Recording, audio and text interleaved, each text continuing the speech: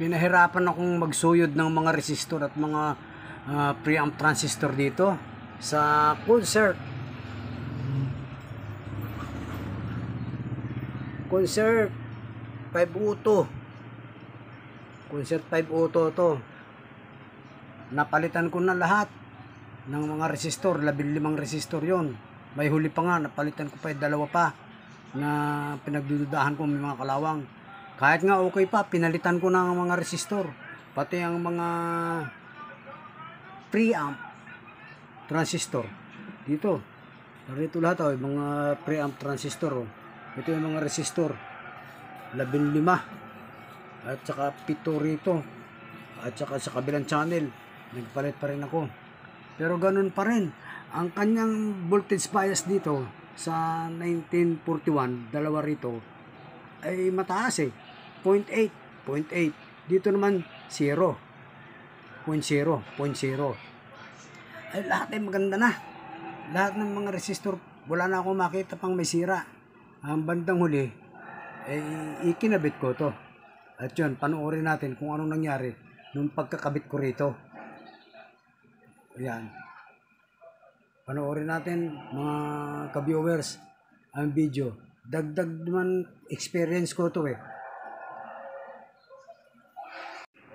Hihinangin ko na yung dalawang resistor, yung 1.2K at saka 2.7K. Puro kalawang yon. Baka ito na ang remedyo dun sa hindi pantay na bias. Okay, hihinangin ko na muna.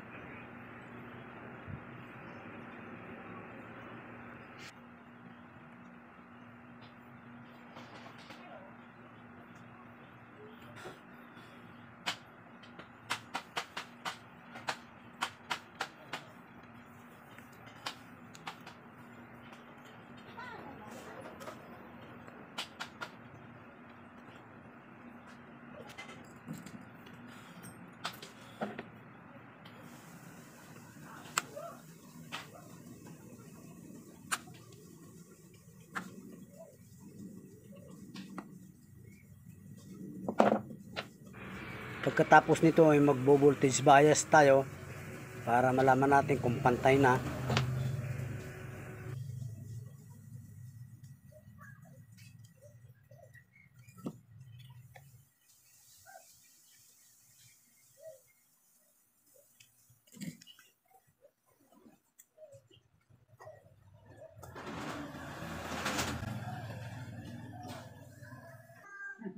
Voltage bias po tayo. After magpalit tayo ng resistor. Okay? Tiyagaan lang talaga mga ka-viewers ang papapalit ng mga pyesa. Yung mga pinalitan ko maraming mga resistor, mura lang yun, 2 piso lang. 2 piso lang, di palitan mo ng palitan lahat ng mga kaduda-duda.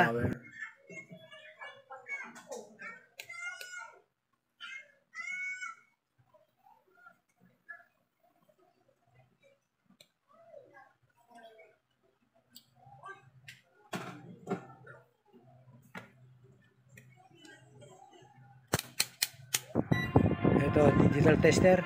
Ilagay natin sa 20 volt DC. Naka 20 volt DC tayo.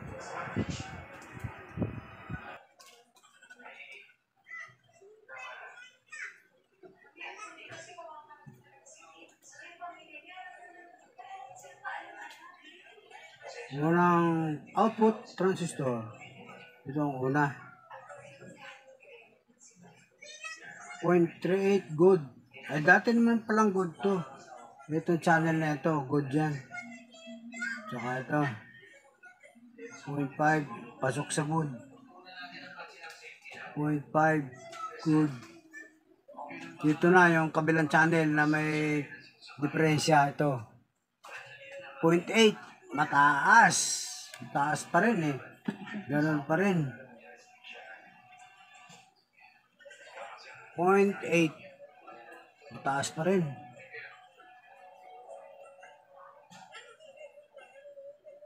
Wala. 0.0. Ganun din dito. 0.0. Okay, wala pa rin pinagbago. Pagkatapos kong mapalitan yung dalawang resistor na kalawangin, yung 2.7K at saka 1.2, ganun pa rin ang bias, hindi nagbago. Ito yung dalawang resistor na pinilitan ko. Naisip ko pagka ikinabit ko siguro yung mga output transistor dito ito yung 1941 dalawa at saka 5198, baka magbago yung kanyang bias, kaya ikakabit ko yan. Kakabit ko muna. Okay po, hintayin natin, ikakabit ko muna. Ito yung apat na output transistor, dalawang 1941 at saka dalawang 58 na 5198. Ayan 5198, 1941, dalawa rin. Kakabit natin muna, tapos magbo-voltage bias ulit tayo.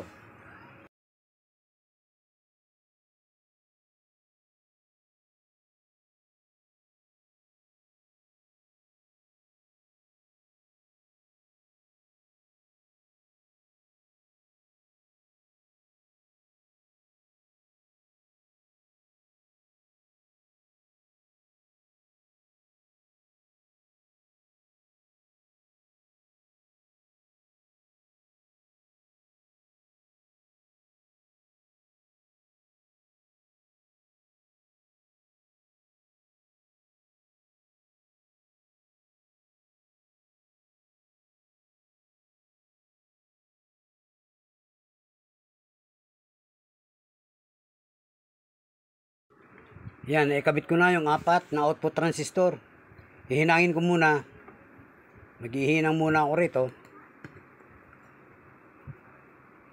Okay, hinang muna tayo.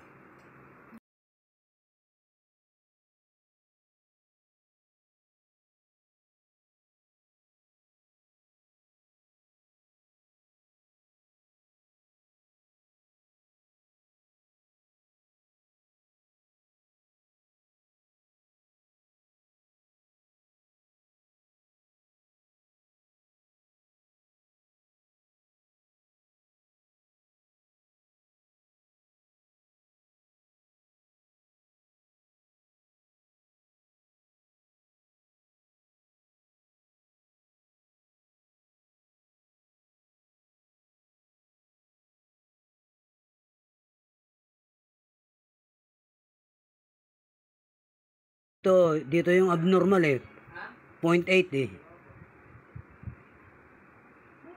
Voltage bias tayo. As usual. Malalaman na natin kung okay na.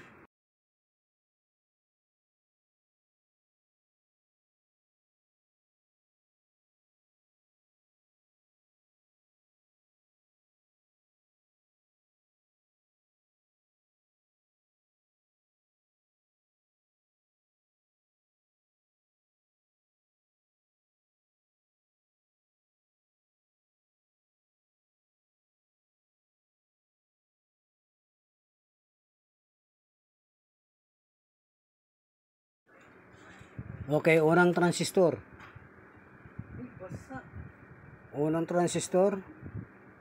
Yun. 0.4. Ito 0.4. Okay. Pangalawa, 0.4 din. Okay. Ito yung pangatlo. 0.4 din. Pangapat, 0.4. Pare-pareho sila dito sa left channel. Ito yung nagluloko ang bias. 0.8 ito kanina. Ngayon testingin natin. 0.4. Ang ganda na, mga ka-viewers. Pangalawa, 0.4 din. Ayun. Gumanda na. Sunod. Hindi ko natutusok ng maayos Tusukin natin ng maayos. Ayan, yan ito.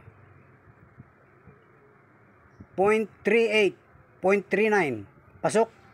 Maganda, okay. 0.39. Good na ang mga bias nila. Ang sunod natin dito, mga ka-viewers, audio test. Ditestingin natin ang audio. kung meron ng left and right channel. After mailagay ko yung mga output transistor, mag-audio test tayo.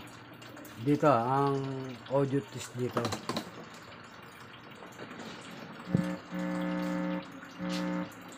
Pakinig nyo. Okay. Kabila. Ito ay kabila. Okay. Meron na lahat. Left and right.